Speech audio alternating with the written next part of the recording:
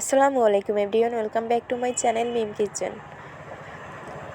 আজ আমি আপনাদের বানিয়ে দেখাবো শুকনো চালের গুঁড়া দিয়ে খুবই মজাদার একটি নাস্তা।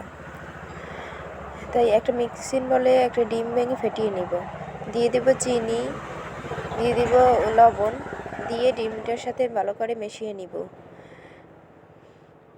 মেশানো হয়ে গেছে, দিয়ে দেব শুকনো চালের গুঁড়া, দিয়ে মেখে নিব। একসাথে আমি সব চালের গুঁড়ো দেব না, অল্প অল্প করে আমি চালের গুঁড়ো দিয়ে মিশিয়ে নিব। তারপরে ভালো করে মথে নিব, নিয়ে একটা ডো তৈরি করব। 2 হাতে তেল মেখে এবার নাস্তাগুলো শেপ দিয়ে নেব। একইভাবে আমি আরেকটা নাস্তা শেপ দিয়ে দেখাচ্ছি।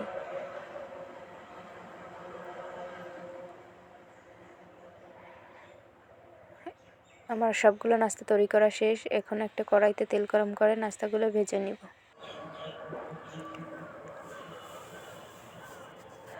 একটা কাঁটা চামচের সাহায্যে আমি উল্টিয়ে নিব, কিছুক্ষণ নেড়ে চেড়ে ভেজে নেব।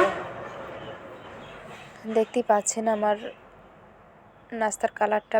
আমার ভিডিওগুলো যদি আপনাদের ভালো লাগে তাহলে আমার চ্যানেলটিকে অবশ্যই সাবস্ক্রাইব করে আমার পাশে থাকবেন।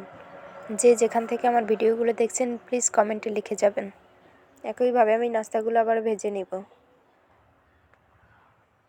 শুকনো চালের গুঁড়ো দিয়ে এত মজার একটি নাস্তা বানানো যায়, না বানালে বুঝতেই পারবেন না।